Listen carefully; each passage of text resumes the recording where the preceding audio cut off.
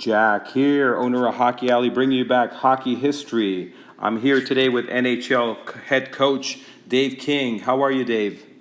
Very good, Jack. I'm enjoying getting ready for another great hockey season here. It looks good. Yes. Are you still involved with the NHL or any other teams?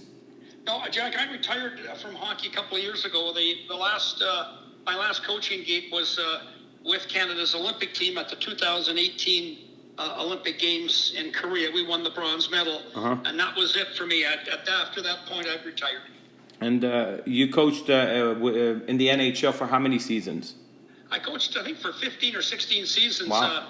Some as a head coach and some as an assistant coach. Yeah. And I really enjoyed it. I was lucky to coach with real good teams, good organizations, and that's really an important thing. Yeah. The years in Calgary, you guys had a great team there.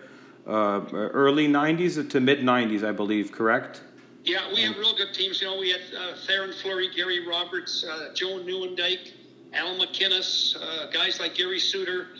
Yeah, we had a real good team. We didn't have great success in the playoffs. We had great regular seasons, but our playoffs weren't terrific. But we had real good teams, and those were teams that were really deep in terms of depth, and really played both sides of the puck real well. Yeah, you guys had some character guys too, and yes, we did. Well, Craig Berube was one of our tough guys that was a really important guy to us, and you know, that's one of the interesting things, Jack. It's interesting when you're a coach, is to when you are done to see guys you've coached go into coaching.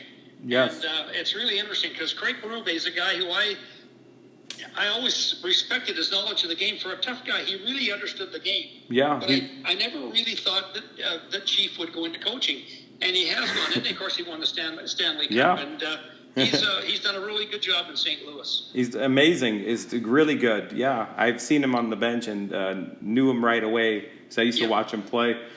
What about like Gary Roberts? How skilled and how tough was he? Because I remember he had like a neck injury and he came back from it. You're right. With us in Calgary, he had a neck problem all the time. But the interesting thing about Gary was he got so excited about fitness to strengthen his neck and allow himself to play. He was going to have to get. He always was strong, but even stronger in his upper body. And he spent a lot of time working on it. And now, as an ex-pro, he runs a really important and a really good fitness hockey development program in Ontario. So yeah, Gary was a very talented guy. He was, he could do so much for you. He was a tough guy, a really physical body checker, could play power play PK, occupied the front of the net really well. Guy who was really hard to move.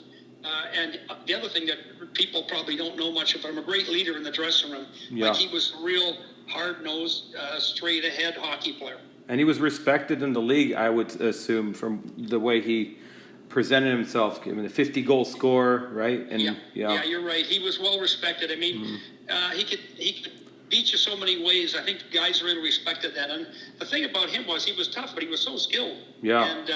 And yet he was so physical. So, you know, the term power forward became quite a good connotation at that time. And he was one of the guys people always said, this is an ideal power forward. And he really was that. Yeah.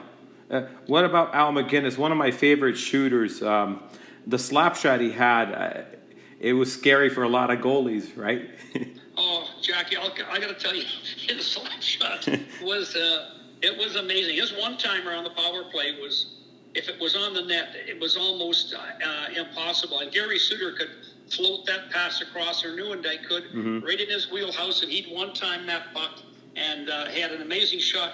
But, you know, the interesting thing about Al McInnes was I don't think a lot of people ever really appreciated what an amazing passer he was. Like, if you look at passing the puck under pressure on regroups or under pressure on the breakout, like, he was amazing. He could thread a pass right on the tape through traffic and hardly ever turned the puck over. So, you know, every time people ask me about him, it's always to talk about a shot, but I got to tell you, he was an amazing puck-moving defenseman, and I always really appreciated that side of his game almost as much, or maybe even more than his shot.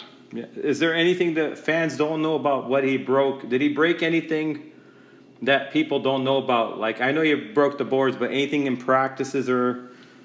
Well, I'll tell you one thing: the rink attendants were never thrilled when he would break the glass, because every so often, probably a couple of times during a year, he'd stay out after practice, and you'd hear this crash, and everybody in the locker room would know that he probably broke the glass. But he had a great shot. Yeah. But he spent a lot of time on it. Like, he really worked at it. He knew that was an important aspect to his game, and I'm sure he might have broken some bones in the goalie's hands at times too, because he could really rifle that puck. Yeah.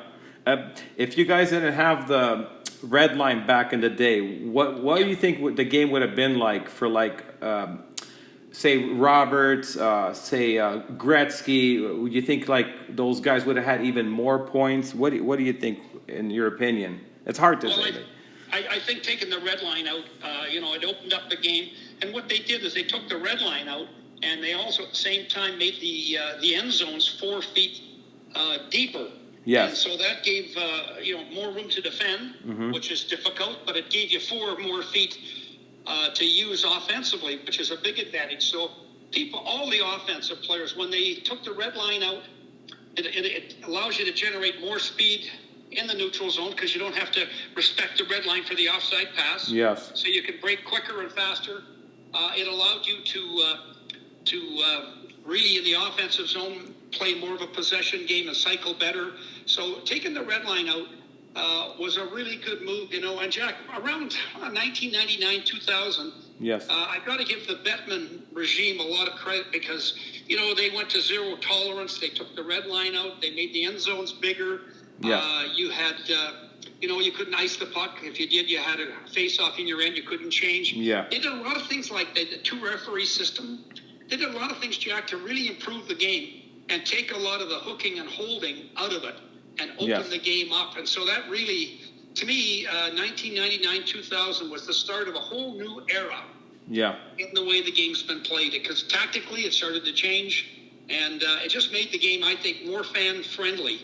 Yes. A better game to watch. It allowed the smaller skilled player to have a bigger impact on the game. So, the NHL, when they did that, that was an amazingly smart move. And I think Bettman and all those people deserve a lot of credit for rechanging our game and making it better. Was it just Bettman, or who was it behind the scenes that was kind of making some rules? Was it the general managers, or was it former players or coaches? Yeah, it was. There was a lot of people complaining. I think a lot of coaches complained about the fact that their skilled players couldn't impact the game as much as they should have been able to impact the game. And Jim Gregory in Toronto was a vice president with the NHL, and he was a guy that really wanted to not change the rules, just enforce the present rules. And so Jim Gregory was a guy who said, let's enforce the rules we have, and it'll improve the game. And then they took it one more step. They said, let's change some rules. Yeah. And there was a lot of great suggestions. When they changed those rules, they sought input from coaches, from GMs, from players. And so it wasn't just the NHL doing it unilaterally. They did ask opinions of players, coaches, and I think it was good. It made a terrific change in our game. Yeah, more skill for sure. The two things that I would have changed and would be go back to the square crease so the goalie can't line up on his angle. And the other one would be to move the goal line back 2 feet so less room behind the net. More pucks would pop out for more shots. Those are interesting ideas. That's one of the great things about our game, Jack, is that a lot of people, just like yourself, have ideas on rule changes. And one of the rule changes, I like what you're saying, and one of the rule changes I've heard that they're looking at is making the long change, the long line change, distance-wise, happen twice, not just the second period. It'd be first and third would be your long changes, and the second period's the only period you'd have your close change. Because a lot of hockey offense starts from line changes. Yes. Because the long line change is really, really difficult. So, I think it's great that our game has people looking at it all the time. The changes they make so far, I think, have made a lot of sense. Because I'm not in favor of changing. I've heard people say change the size of the nets and make it bigger or whatever. No. You're changing. Then history steps in and all the stats. are no longer applicable. So Yes. I like rule changes that are subtle yet effective, yet the essence of our game maintains that historical aspect to it. What about getting rid of icing so there's a flow and let the goalies get rid of the trapezoid so the goalies can kind of keep moving the puck, but there's no icing? Because sometimes you get a high tempo game and then all of a sudden, boom, icing, and then this game kind of slows down. So what do you think of getting rid of icing in your knowledge of your Well, I think that's an aspect of the game that they should experiment with. Like to me, I'm in favor of looking at things like that. Taking the goalie restriction away from handling the puck outside the trapezoid. I think those things, like that's one of the good things that we've got. We've got the American Hockey League. We've got the ECHL. Yes. We've got minor professional leagues where we can try Yes. and experiment with those rules. So to me, nothing wrong with trying it at a minor league level. And if it shows it works and it speeds the game up, it keeps the flow and tempo to a game, hey, bring it up to the NHL. Yeah. I mean, I always think about the rules, and there's a lot of stuff changing.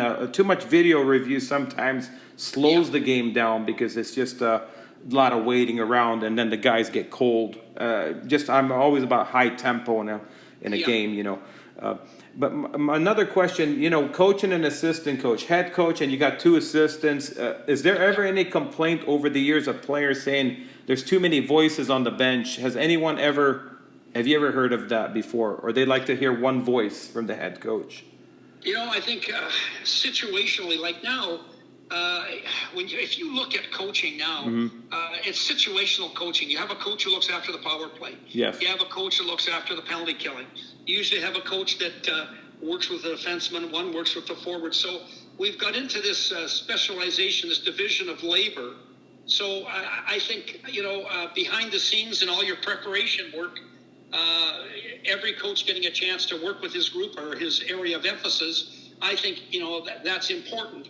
However, in the course of the game, between periods, those kind of on the bench, you know, behind the bench, during the game, I think it's a much better idea to have less of that communication. I think the head coach can do it.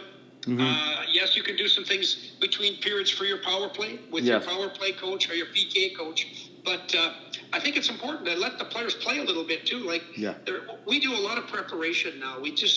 We spend hours and hours. We've got analytics. We've got all kinds of computer video interactive systems to help us speed up the analysis of the game. And it's good, but you always have to be alert that during games, that's not a good time to overcoach. In practice, sometimes you do stimulate more coaching, more communication. But during a game, the guys want to play. They don't want to hear too much. They want to get out and go. I agree. And it puts a lot of pressure on the players. I believe a lot of coaches at the younger level, they put too much pressure and the kids don't perform instead of just letting them play. And sometimes they're like robots. Jack, I totally agree with you. I think with kids, like we can talk to them during practice and help them with their skills. But it's really important during games. I'm really a guy that believes in simple things. I think at the real young age, making a kid play a position and not play other positions is a mistake. I think in youth hockey, one game you might be a forward, the next you could be a centerman, the next game you could be a winger, you could play on defense. I realize goaltending is a little unique. But I do think the out skating positions, forward and defense, I think to pinhole a kid into you're going to be a defenseman the rest of your career, I don't think that's a smart move at all. I think we should experiment, give them opportunity. And it's the same with ice time. Like I think kids, if they don't play, they don't develop. So I realize that some players deserve more ice time, and so they get a little bit more. I'm really, really in tune with coaches allowing players to play and to get lots of ice time, because if they don't play, they don't have fun. If they don't have fun, they don't stay with the game. It's true. You know, it's as simple as that. If a kid gets his ice time, he gets a chance to play and feel like he's contributing and he's part of the team and he makes a difference, I think kids stick with it. So we got to be sensible when we're coaching, and so make sure that the kids enjoy it. Absolutely. Are you the type of coach that's a puck possession type of coach, or you don't mind the dump and chase?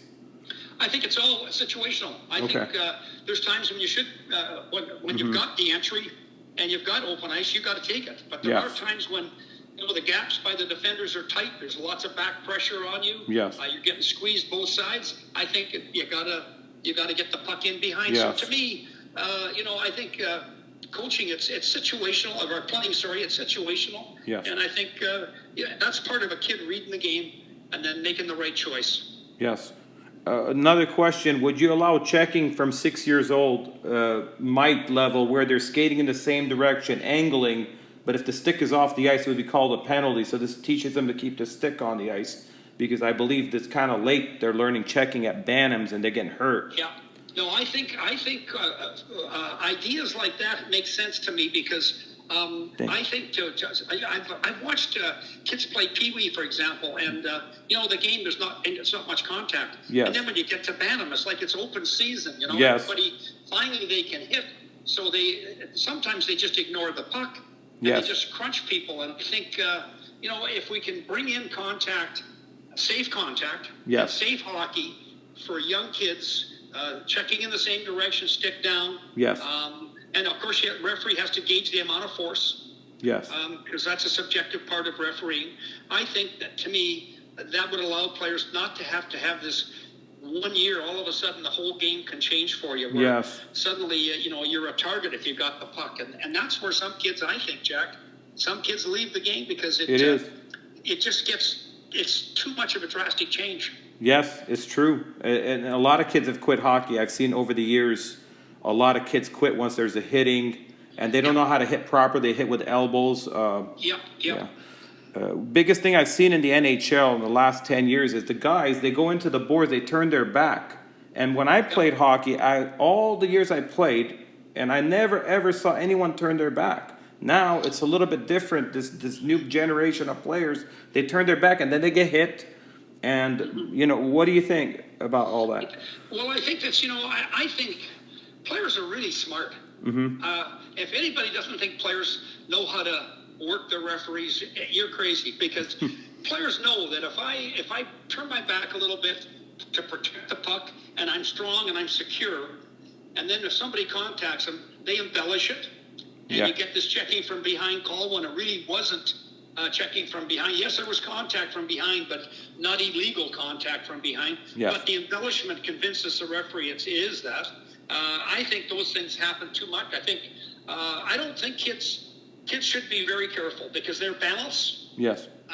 and their game sense is not as good as an adult hockey player. Yes. So a youngster getting run from behind, obviously they do, it happens. Yes. He gets serious spinal injuries. Yes. With men's hockey though, and you're talking about major, junior, or college hockey up to through the NHL, they know how to draw penalties, and they know if I turn my back, I absorb the hit, but I'm well balanced, and then I embellish it. Pretty good chance I might get a call. They do that.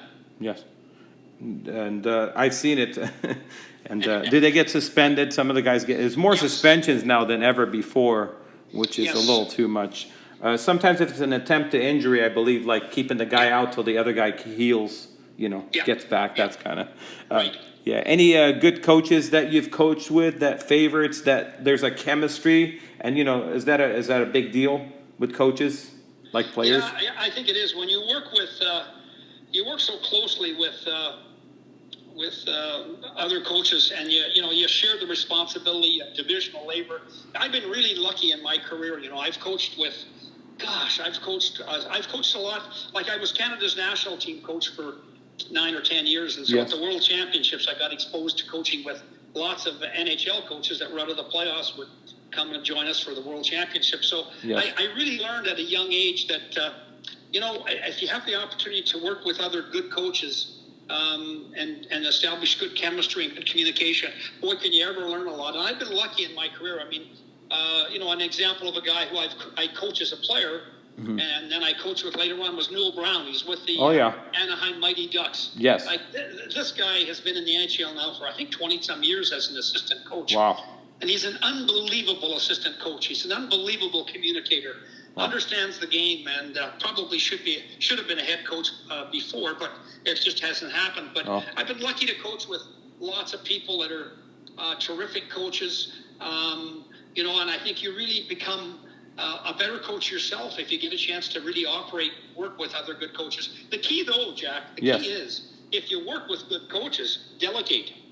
Yes. Like if you've got guys working with you as your assistant coaches, or if you're an assistant coach, if you can delegate, opportunity for them to work and to flex out and be part of the Yes. really a meaningful role, that's really important. Yes, I agree.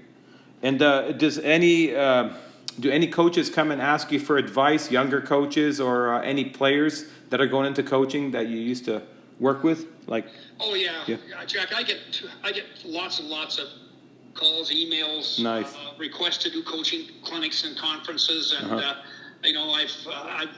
been on lots of during the COVID time. I did regular twice a week Zoom calls with coaching groups. Yes. So yes, and I like that. I think that's one of the things I've tried to do with my coaching career is I've never forgotten development. Like I've always had a total respect for the fact that, yeah, I'm coaching at the NHL or I'm coaching Canada's Olympic hockey team, but the key is that we need more kids coming up. We need more kids playing the game. Yes. And we need girls playing the game because this is good as well. So, I think I've always had a real soft spot, and never have I ever forgotten the importance of the development programs because that's our future. And Yes. Kids have lots of options now, Jack, too. Yes. Soccer, other sports. Video games. Video games. To compete now for players, Yeah, they got a lot of internet, a lot of things. Like from 20 years ago to now, there's a lot more stuff. Lacrosse is popular. Yes. A lot of things. MMA, kids putting their Yep. parents putting in them. One question: you get an NHL coach now. He gets the players that the general manager gave him. Does he have any say in dropping guys, or is that all general manager in the NHL? Oh, it's not. Nothing is all general manager. Without a doubt. I mean, when you're a part of a hockey organization, you're a coach, for example. Yes. You have regular meetings with the management to discuss the players. You have meetings. You have twice a year. You have meetings with your pro scouts. Yes. Pro scouts come in, and the coaching staff sits down with the pro scouts, and you talk about your players. You talk about other players and other teams. So, yeah, I think that open communication, I think, is really, really important. And no, I've never heard of a trade that's been made by just a GM or by a coach. Coaches, we don't. We can sometimes request that they consider this guy in a trade, and we do that because we feel that maybe he's just not going to fit our situation. But no, all those things are definitely things that are integrated with a number of people. And now the good thing is you have so much information available to you, not just video, but you have all your analytics to analyze players. Yes. That now it's quite complicated now making trades because obviously everybody's got a lot of information, and that's why there's very few surprises. There's very few trades now, Jack, that go in a major direction for one team or the other. Yes. Usually it works out pretty well for both teams, or it doesn't work out well for both teams. That's so they know everybody. It's a different world for sure. Yeah, Nothing sure secret. is. So players usually know before they get traded, probably a week or two, maybe.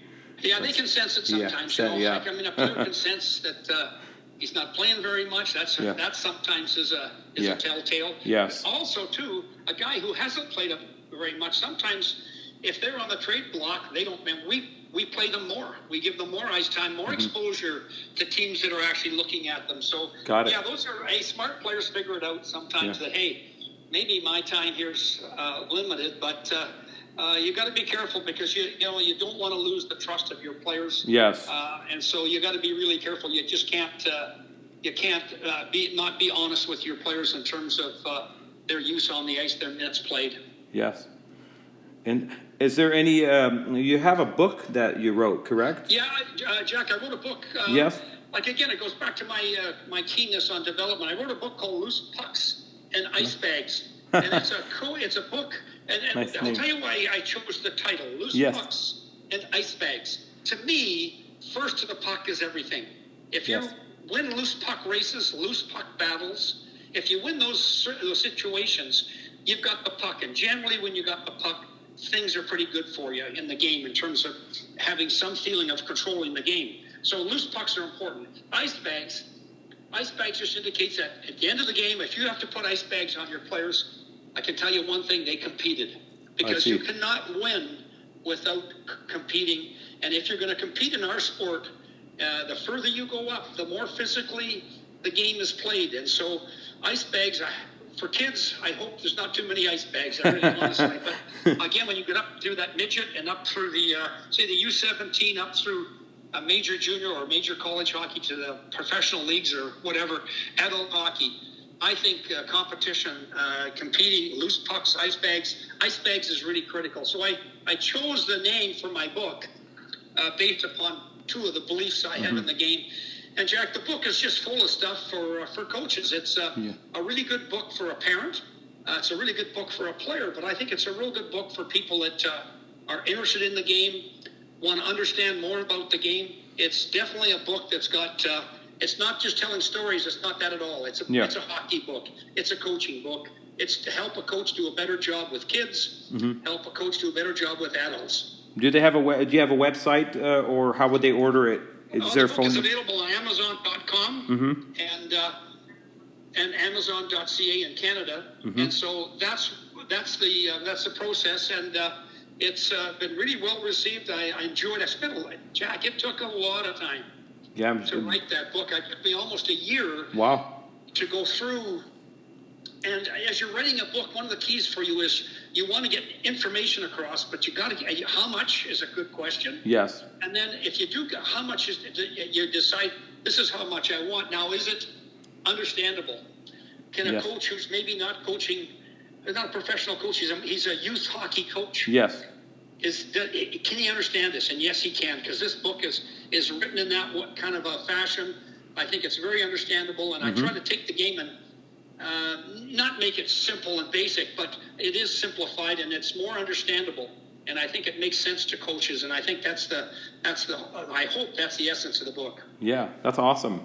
Yeah. Dave, I want to thank you. It's an honor to have you on talking to me on my channel, and all the best and good luck with the book, and hope to see you one day again coaching. Yeah, you betcha. And listen, I think it's great you've got an interest in hockey history, and I think that's one of the things I learned in my career a long time ago is I had a chance when I was a real young coach to work with some older, experienced coaches and managers, and you can always learn something if you listen. And so, absolutely. Thanks very much for having me on your program today. Thank you, Dave. Thank you so much for coming on. Have a great day. Take care. You too. Thank you.